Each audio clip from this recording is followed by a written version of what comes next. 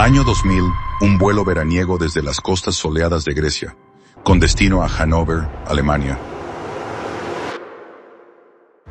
Un Airbus A310 con 143 pasajeros y 8 tripulantes estaba listo para un vuelo normalito.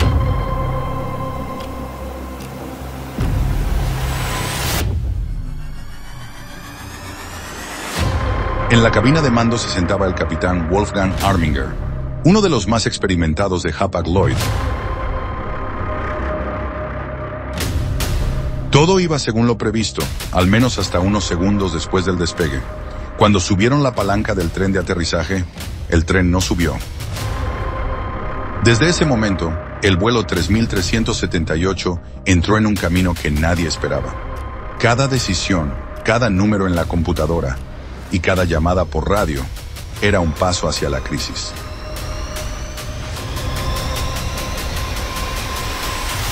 Hey, we could go to Graz. It's about 55 kilometers closer than Vienna. No.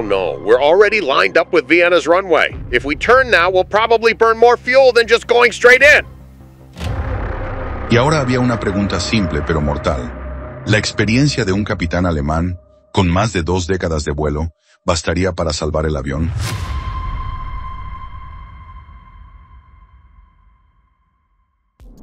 Antes de las 11 de la mañana, hora local, el Airbus A310, con 151 personas, hizo el pushback desde la puerta de Chania para emprender una ruta de 3 horas y media hacia Hannover. El jefe de este jet de fuselaje ancho era el capitán Wolfgang Arminger, de 56 años, con más de 23.000 horas de vuelo, más que cualquier otro piloto en esa aerolínea. Entre los dos de cabina, la diferencia de experiencia era grande. El primer oficial era nuevo en la empresa. Tenía solo 4 años volando, y en el A310 apenas llevaba unos cientos de horas. Cuando el Airbus A310 se presentó en 1983, fue sorprendente. Era de los primeros aviones que podían operarse con solo 2 en cabina. Pero para el 2000, la mayoría de aerolíneas ya lo estaban retirando, pasándose al A330, más moderno y eficiente. Hapag-Lloyd tenía en total 7 A310 en su flota. Unos minutos después de las 11, los pilotos entraron a pista y aceleraron para despegar. Pero apenas unos segundos tras separarse del suelo, apareció el problema. Al subir la palanca del tren de aterrizaje, sonaron varias alertas diciendo que el tren no se retraía. Bajaron y subieron la palanca varias veces, sin éxito. Raro, sí, pero no era una emergencia. El avión puede volar perfectamente con el tren abajo. Nada impedía seguir con seguridad hasta Hannover, salvo una cosa. Con el tren abajo, la resistencia aerodinámica se dispara. Los motores tienen que trabajar mucho más, y el consumo de combustible se va a las nubes. Los pilotos debían calcular rápido si podían llegar a Hannover, o si convenía aterrizar en algún lugar más al sur. El capitán le pidió al primer oficial que hablara con el despacho de la aerolínea para pedir consejo. Normalmente esa charla dura pocos minutos, pero el primer oficial descubrió que la radio de largo alcance con el despacho no funcionaba, así que tuvo que comunicarse con un sistema de mensajería de texto sencillo. Ese ida y vuelta por texto, lento y desesperante, se alargó casi 1 hora. Mientras tanto, el capitán empezó a calcular el combustible que tendrían al aterrizar. Usó la computadora de gestión de vuelo, la famosa Flight Management Computer, la misma con la que el primer oficial mandaba los mensajes. Esa computadora toma un montón de variables: viento, velocidad, peso, altitud de crucero y más, y con un algoritmo estima el consumo. A partir de eso, da un número de combustible estimado en destino, el EFOB, Estimated Fuel on Board. El capitán, viendo la computadora de gestión de vuelo, entendió rápido que no les alcanzaba para Hannover. Se lo dijo al primer oficial, y este se lo pasó al despachador. El despacho propuso ir a Stuttgart, en el sur de Alemania, pero la tripulación pensó que quizá también quedaba lejos, y sugirió Múnich. Quedaron en ir a Múnich y, si en ruta veían que tampoco daban, virar hacia Viena, en Austria. Hasta aquí, todo pintaba razonable. Aterrizar en Múnich, reubicar a los pasajeros en otro vuelo a Hannover, llegar con unas horas de retraso y arreglar el avión allí mismo. El avión subió hasta el nivel de vuelo de 31.000 pies, y la tripulación empezó a vigilar el consumo con más detalle. El primer oficial sacó el manual de vuelo y fue a la sección sobre vuelo prolongado con el tren abajo. Ahí había un gráfico con consumos a distintas altitudes con el tren extendido. Los números llegaban hasta 27,000 pies, pero ellos iban a 31,000. El capitán pensó, ese gráfico debe ser para planificar en tierra, no para cálculos en vuelo. Mejor confiar en la computadora de gestión de vuelo.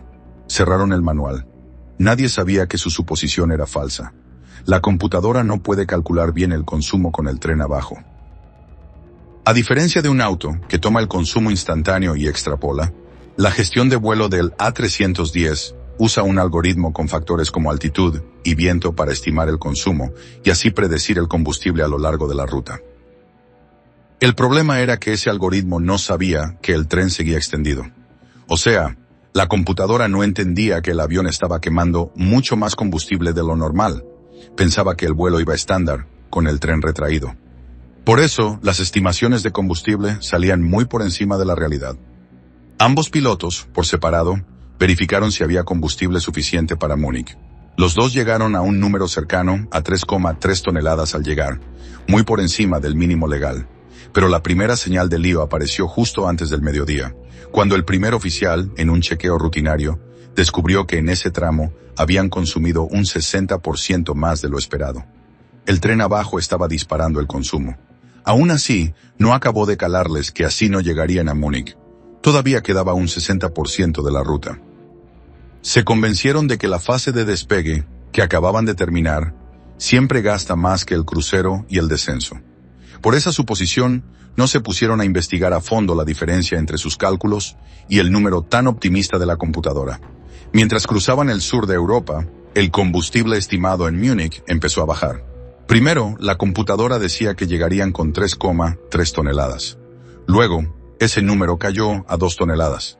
El algoritmo seguía con lo suyo, pero la cifra de combustible estimado en destino no paraba de bajar.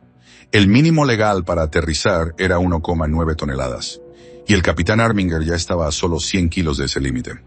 Aquí decidió desviarse a Viena, mucho más cerca de su posición. Al meter Viena en la computadora, les calculó 2,6 toneladas al llegar. Suficiente.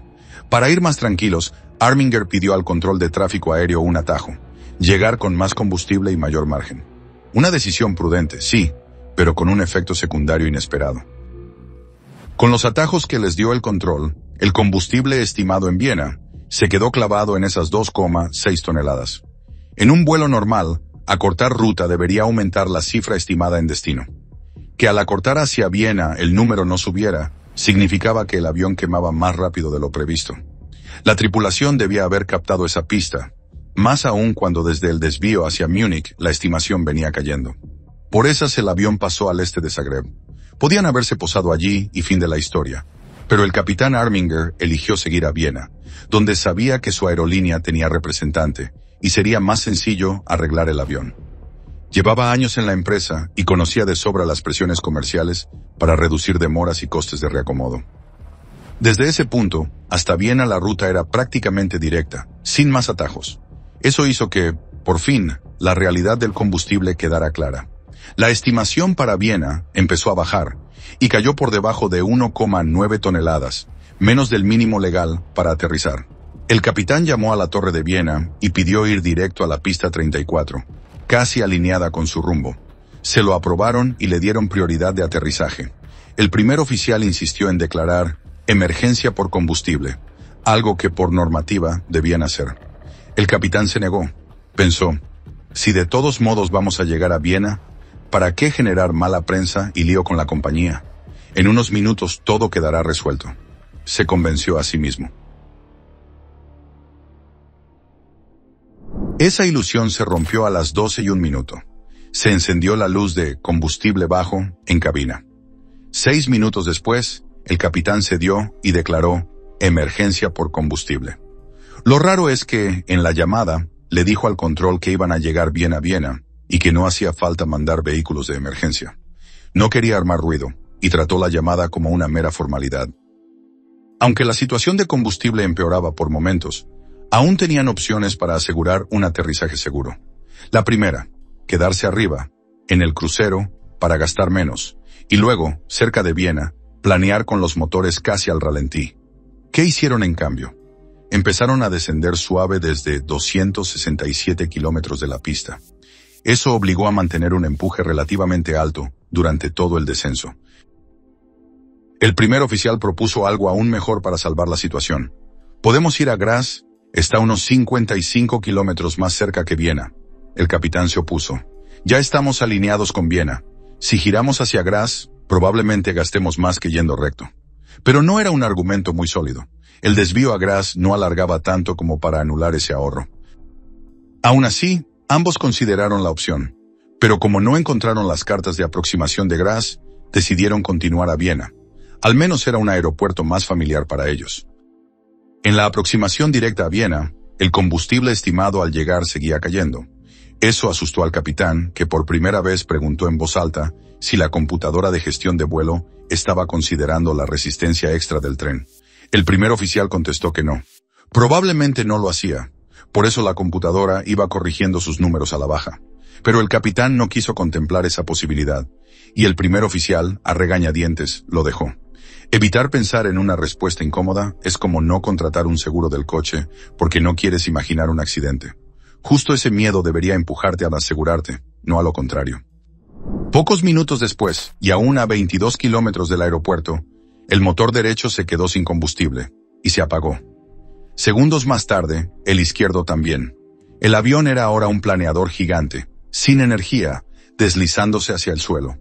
El capitán desplegó desde el vientre del avión una pequeña hélice, la turbina de aire de impacto, para generar la electricidad mínima para instrumentos y bombas hidráulicas. El primer oficial transmitió «Mayday» al control, y empezó un último intento desesperado de reencender los motores. Al principio lo logró. Arrancó ambos con un resto de combustible en los tanques, pero duró 2 minutos. Volvieron a apagarse. Ya no quedaba nada que quemar. Con su tasa de descenso, el capitán no tenía forma de estirar el planeo hasta la pista. Hizo lo posible por suavizar el golpe, pero a las 12:30 el avión se estrelló en un campo, a 660 metros de la pista. Impactó primero con el extremo del ala izquierda y el tren de aterrizaje. El tren izquierdo se arrancó, y el avión empezó a deslizarse de lado por el campo, con el motor izquierdo raspando el suelo. Luego se llevó por delante las luces de aproximación y una antena del sistema de aterrizaje por instrumentos, el ILS, y se deslizó hasta una calle de rodaje donde por fin se detuvo. Casi había llegado a Viena. En cuanto se detuvo, el capitán ordenó evacuar, y los tripulantes empezaron a guiar a los pasajeros a las salidas. Aunque los 143 pasajeros salieron prácticamente ilesos, la evacuación fue algo caótica. La puerta delantera izquierda no abría por el ángulo en que quedó el avión, y la delantera derecha estaba demasiado alta como para servir. Los 2 toboganes centrales tampoco ayudaron. El izquierdo lo perforó un trozo desprendido del propio avión, y el derecho se quedó colgando sobre el techo por el viento. Al final, solo quedaron 2 salidas traseras útiles, y por ahí salió todo el mundo. Por suerte, ya no quedaba combustible para que se prendiera fuego. En total, 26 personas sufrieron heridas leves, y el resto salió sano y salvo. El avión, en cambio, quedó tan dañado que lo dieron de baja. Al principio los medios trataron al capitán como a un héroe, pero pronto la opinión pública cambió. Cuando los investigadores austríacos revisaron las cajas negras, descubrieron que, al contrario de lo que dijo el capitán, el avión no perdió combustible de golpe en los minutos finales, sino que lo venía perdiendo poco a poco durante todo el trayecto.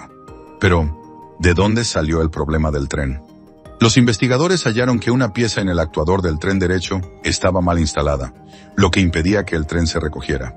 ¿Y por qué los pilotos estaban tan seguros de que la computadora de gestión de vuelo servía para estimar el combustible en destino? Resultó que la formación sobre esa computadora era muy limitada. Les enseñaron a usarla en escenarios concretos, sin explicar la lógica detrás. No sabían que el cálculo era por algoritmo, y no por consumo instantáneo extrapolado. El capitán luego dijo a la prensa: «Creí que la computadora de gestión de vuelo funcionaba como la del coche. Aunque lleves algo extra en el techo, te da bien el alcance».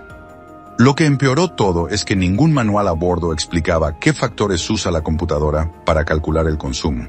Si hubieran tenido esa información, habrían visto enseguida que la resistencia del tren ni siquiera entraba en la cuenta. Además, sus cálculos no se vieron muy desafiados hasta los últimos minutos, porque los muchos atajos en ruta mantuvieron casi estable la estimación de combustible hacia Viena, hasta los instantes finales. Aún así quedaba la gran pregunta. Cuando quedó claro que afrontaban una emergencia por combustible, ¿por qué el capitán se empeñó en ir a Viena? ¿Por qué no eligió Zagreb o Graz cuando tuvo la oportunidad? Los investigadores lo explicaron con un fenómeno psicológico llamado beneficio esperado subjetivo.